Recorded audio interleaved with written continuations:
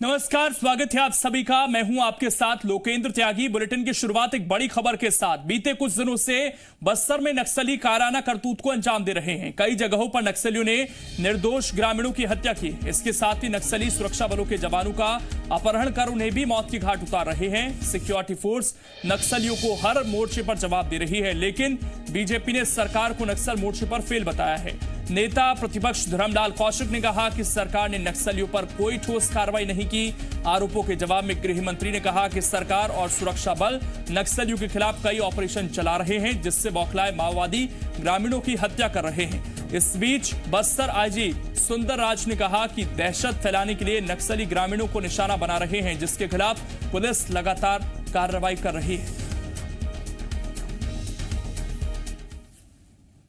माओवादी संगठन में एक बौखलाहट है। इस बौखलाहट के परिणाम किसी भी निर्दोष व्यक्ति को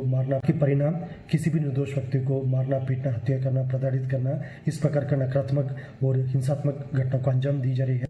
नक्सलियों के खिलाफ में क्या कार्रवाई करने वाले हैं, उसको लेकर के आज तक कोई स्थिति स्पष्ट नहीं हुई है और सरकार के स्थिति स्पष्ट नहीं होने के कारण में नक्सली गतिविधियां लगातार बढ़ते जा रही है।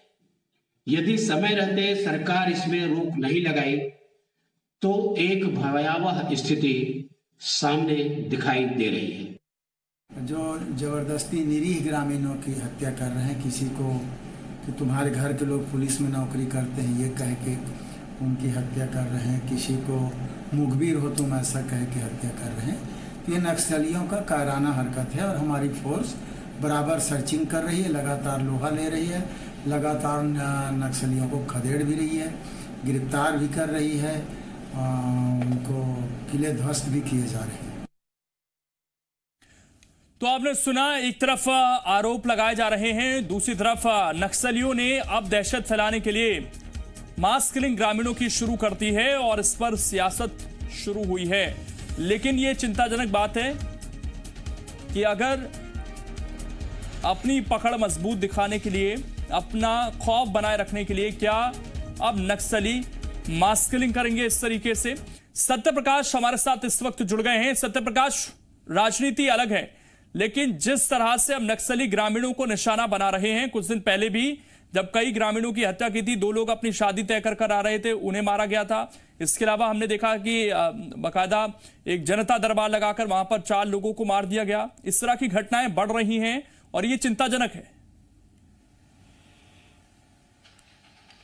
देखिए, चिंताजनक और बेहद चिंताजनक है, हम यूं कह सकते हैं, क्योंकि हमने देखा था पिछले सालों में कि किस तरह से नक्सली सीधी लड़ाई पे ज्यादा यकीन कर रहे थे और वो जो है वो पुलिस को निशाना बना रहे थे और सैनिक बलों को निशाना बना रहे थे। हालांकि अभी भी छिटपुट घटनाएं ऐसी हो रही है, लेकिन अब नक्सलियों का ये पुराना पैंतरा फिर से नए अंदाज में देखने को मिल रहा है कहीं ना कहीं, विशेष तौर पे दक्षिण बस्तर का जो इलाका है वहां पे, मतलब कि दंतेवाड़ा, सुकमा और बीजापुर को एक तरह से अभी नक्सलियों ने अपना लिबरेट जोन बनाकर रखा है कहीं ना कहीं।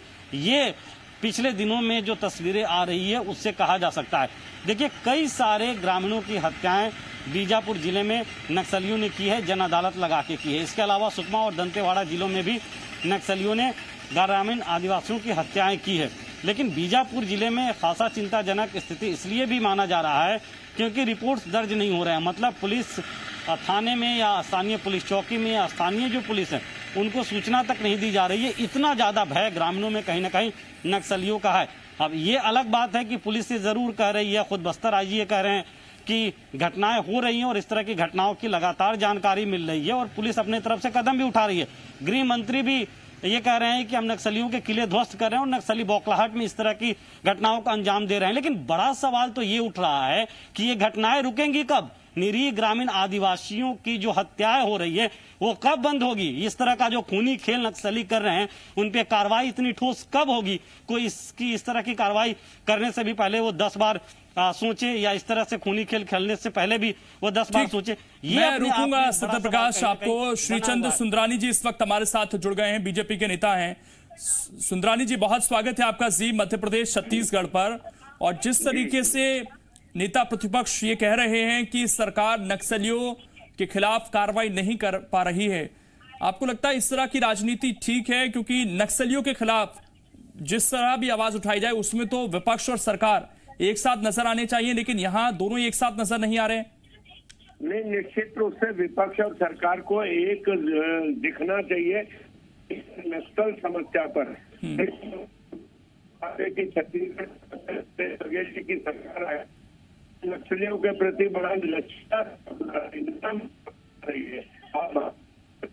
कभी भी नक्सलियों के आगे घुटने टेकने जैसी प्रवृत्ति के खिलाफ रही है। भारतीय जनता पार्टी ने हमेशा आर पार की लड़ाई लड़ी, नक्सलियों को खदेड़ने का काम किया। सरगुजा से हमने पूरी तरह से नक्सलवाद को समाप्त किया। बस्तर में भी एक छोटे से क्षेत्र में नक्सलवाद रह गया था। हमारा तो संकल्प था 2021 और 22 तक लगभग हम नक्सलवाद को पूरी तरह से सफाया कर देंगे, लेकिन दुर्भाग्य से छत्तीसगढ़ में फिर से भारतीय जनता पार्टी की सरकार नहीं बनी। लेकिन कांग्रेस के नेताओं का हमेशा नक्सलियों के प्रति बहुत ही उदारता पूर्वक रवैया रहा है। आज बड़े दुर्भाग्य की बात है कि छत्तीसगढ़ में ग्रामीण अंचल में नक्सली अब ग्रामीणों को मारने लगे हैं। ये बहुत बड़ी क्षति छत्तीसगढ़ की, विशेषकर बस्तर में। ठीक है सुंदरानी जी, आप बने रहिए। विकास उपाध्याय जी भी इस वक्त हमारे साथ जुड़ गए हैं, कांग्रेस के नेता। विकास जी, बहुत स्वागत है आपका जी मध्य प्रदेश छत्तीसगढ़ पर। और बीजेपी ये आरोप लगा रही है कि आप लोग लचीला रवैया अपना रहे हैं नक्सलियों के खिलाफ, और दूसरी तरफ नक्सली अपना खौफ बनाने के लिए अब पुलिस वालों और सुरक्षा बलों को तो निशाना बनाते ही थे, अब ग्रामीणों की मास किलिंग शुरू कर दी उन्होंने। देखिए, भारतीय जनता पार्टी की 15 साल सरकार थी इस प्रदेश में, और 15 साल में नक्सलियों ने क्या आतंक किया है, कांग्रेस इससे बेहतर ज्यादा हुआ है।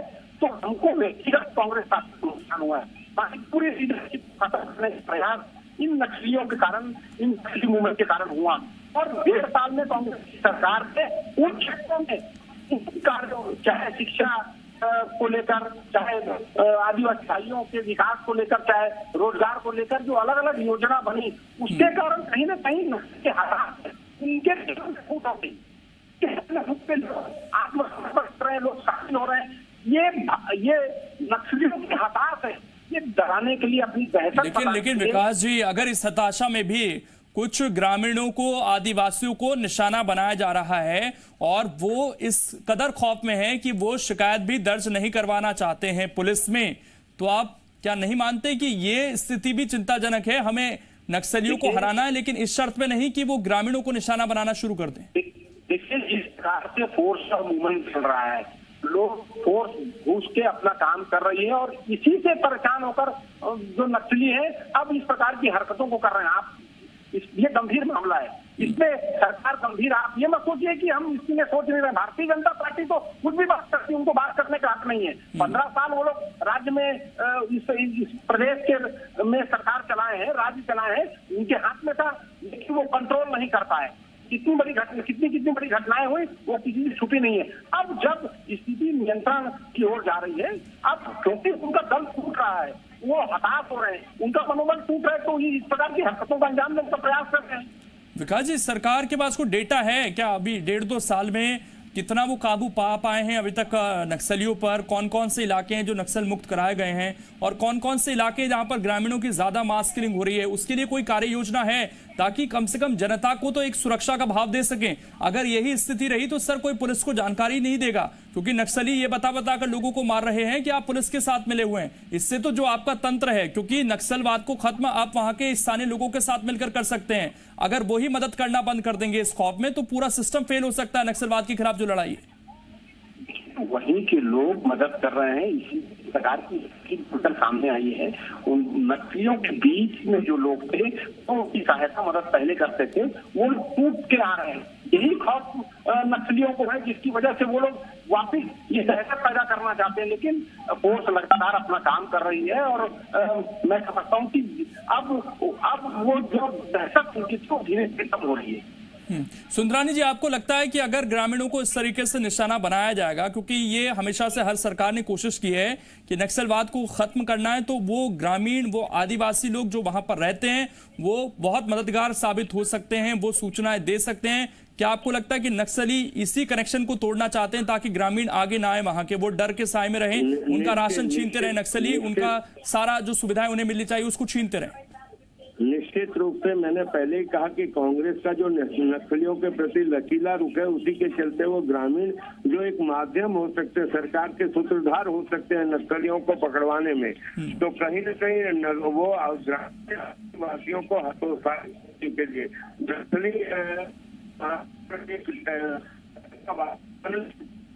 गढ़ में पैदा करना चाहते हैं। और कांग्रेस जो है भूपेश बघेल जी की सरकार मुख्य दर्शक होकर इसको देख रही है और आधी बड़ी संख्या में मारे जा रहे हैं। ठीक, सुंदरानी जी आपका शुक्रिया जुड़ने के लिए, विकास उपाध्याय जी आपका भी शुक्रिया जुड़ने के लिए। तो ये राजनीति का विषय नहीं होना चाहिए, इस पर हमें ध्यान देना होगा। सत्यप्रकाश आप जुड़े हुए थे, आपका भी शुक्रिया और बातचीत करने के लिए, जानकारी देने के लिए। अब देखना है कि हमारे जो सुरक्षा बल हैं वो क्या नई रणनीति बनाते हैं ताकि जो हमारे आदिवासी लोग हैं जो वहां पर जंगलों में रहते हैं उनको नक्सली निशाना ना बनाएं। उनकी सुरक्षा भी हमारे लिए सर्वोपरि होनी चाहिए।